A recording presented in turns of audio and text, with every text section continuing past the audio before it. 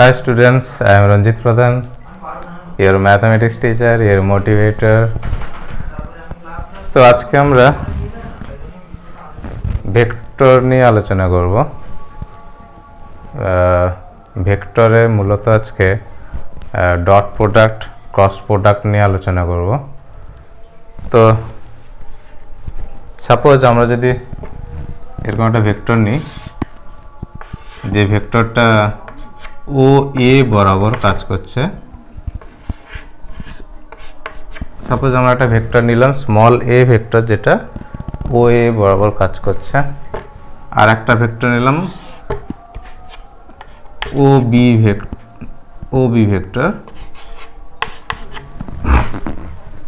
Suppose আমরা O A vector equal to small A vector ধরলাম, O B vector equal to small B vector ধরলাম, এবং তাদের মধ্যে অ্যাঙ্গেলটা যদি থিটা হয়, সেক্ষেত্রে dot product small A dot B equal to হয়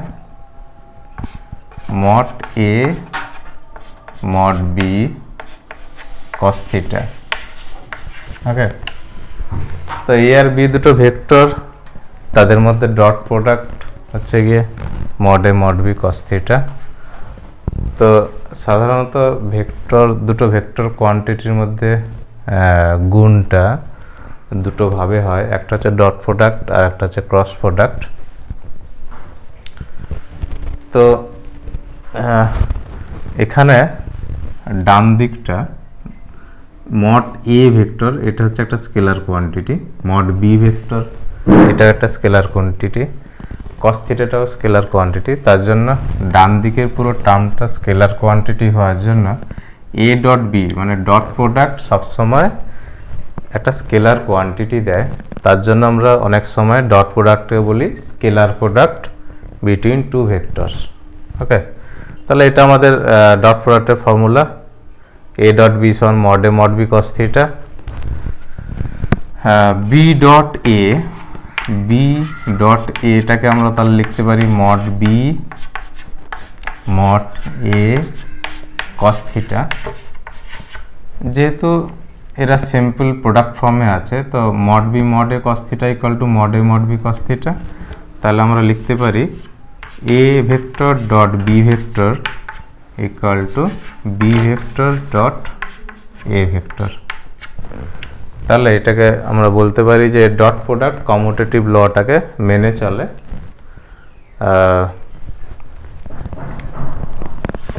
তাহলে কমিউটেটিভ ল জিনিসটা কি? Suppose commutative law with respect to addition 1 + 2 = 2 + 1 লিখতে পারি, এটাকে বলে commutative law with respect to addition. আবার 1 × 2 = 2 × 1 এটাকে বলে commutative law with respect to multiplication. তাহলে ডট প্রোডাক্ট আমরা জানলাম, ডট প্রোডাক্টটা কমিউটেটিভ লকে মেনে চলে। তো সেক্ষেত্রে আমি যদি অ্যালং কোঅর্ডিনেট অ্যাক্সিস, সাপোজ এটা হচ্ছে এক্স অ্যাক্সিস, এটা হচ্ছে ওয়াই অ্যাক্সিস, এটাকে জেড অ্যাক্সিস ধরি। এক্স অ্যাক্সিস বরাবর আই ক্যাপ, ওয়াই অ্যাক্সিস বরাবর জে ক্যাপ, জেড অ্যাক্সিস বরাবর কে ক্যাপ ধরলাম। তাহলে আই ডট আই ক্যাপ এটা হয়ে যাচ্ছে according to definition mod I vector mod I vector. I vector আর আই ভেক্টরের মধ্যে অ্যাঙ্গেল হচ্ছে 0 degree, so cos 0 degree, cos mod I value 1, mod I value 1, cos 0 degree value 1। তাহলে এই তিনটে যদি আমরা প্রোডাক্ট নিই তাহলে 1 পাবো। তো আই ডট আই এর ভ্যালু তাহলে আমাদের দাঁড়াচ্ছে 1। তো একই রকমভাবে আমরা তাহলে বের করতে পারি J dot J equal to K dot K, এরা 1 ভ্যালু দেবে।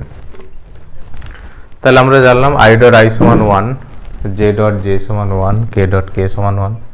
তো এগুলোই হচ্ছে মোটামুটি ডট প্রোডাক্টের কিছু প্রিলিমিনারি থিংস। এরপরে আমরা চলে যাচ্ছি ক্রস প্রোডাক্ট। আমরা ক্রস প্রোডাক্ট নিয়ে আলোচনা করছি। সাপোজ আমরা যদি এরকম একটা ভেক্টর নিই, এই বরাবর এ ভেক্টরটা কাজ করছে, এই বরাবর বি ভেক্টর কাজ করছে, ক্যাপিটাল ও এ ও বি, এদের মধ্যে অ্যাঙ্গেল যদি থিটা হয়, তো সেক্ষেত্রে A vector cross B vector, এটা ইকুয়ালটা আমরা লিখতে পারি mod A mod B sine theta N cap. এটাই হচ্ছে ক্রস প্রোডাক্টের ডেফিনেশন।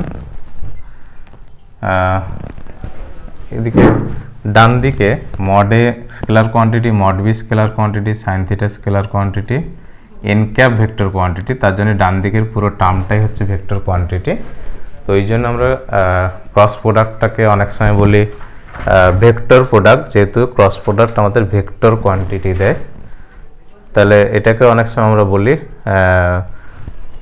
ভেক্টর প্রোডাক্ট, অনেক সময় আমরা এটাকে বলি vector product, vector product between two vectors A and B. তো এটাই হচ্ছে আমাদের মেন ক্রস প্রোডাক্টের ডেফিনেশন। আর একটা খুব ইম্পর্টেন্ট জিনিস, যেখানে এন ভেক্টর, এন ভেক্টরটা হচ্ছে এরকম একটা ভেক্টর যেটা এ ভেক্টর এবং বি ভেক্টর যে প্লেনে আছে, বোথ এ অ্যান্ড বির উপরে পারপেন্ডিকুলার হবে। আর এন ক্যাপের ডিরেকশানটা কোন দিকে হবে?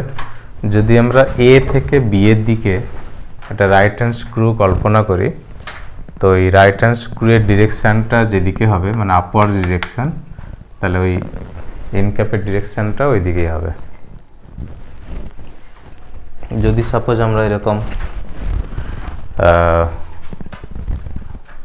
এ ভেক্টর এই বরাবর কাজ করছে, বি ভেক্টর এই বরাবর কাজ করছে, তাহলে আপওয়ার্ড ডিরেকশানটা এই দিকে হবে তোমার এন ক্যাপের ডিরেকশান। যদি আমরা বি থেকে, যদি আমরা বি ক্রস এ নিই, সেক্ষেত্রে এন ক্যাপের ডিরেকশানটা ডাউনওয়ার্ডস হবে। তো এটাই হচ্ছে আমাদের ক্রস প্রোডাক্ট। সুতরাং যদি আমি আই ক্রস আই নিই, সেক্ষেত্রে এটা আমাদের লিখতে পারি মড আই সাইন 0 ডিগ্রি, যেহেতু আই আর আই এর মধ্যে অ্যাঙ্গেল 0 ডিগ্রি। আমরা আই জে কে এই তিনটাকে যদি along X Y Z axis নিই, সাপোজ এক্স অ্যাক্সিস বরাবর আই ক্যাপ, ওয়াই অ্যাক্সিস বরাবর জে ক্যাপ, জেড অ্যাক্সিস বরাবর কে ক্যাপ নিই, তো সেক্ষেত্রে আই ক্রস আই সমান mod I sine 0 degree N cap. যেহেতু সাইন 0 ডিগ্রি ভ্যালু 0, তো সুতরাং এটা একটা 0 ভেক্টর কোয়ান্টিটি দেবে। যেহেতু আমরা বলেছি ক্রস প্রোডাক্ট সবসময় একটা ভেক্টর কোয়ান্টিটি দেয়, তাহলে আমরা আই ক্রস আই সমান 0 ভেক্টর নেব। এইটা খুব মনে রাখতে হবে, 0 স্কেলার দেওয়া যাবে না। এই জায়গাটা খুব মনে রাখতে হবে যে 0 ভেক্টর দেব আমরা, 0-র মাথায় ভেক্টর সাইন। তাহলে সিমিলারলি আমরা বলতে পারি, তাহলে জে ক্রস জেটাও 0 হবে, কে ক্রস কেটাও 0 হবে। ওকে, থ্যাংক ইউ স্টুডেন্টস।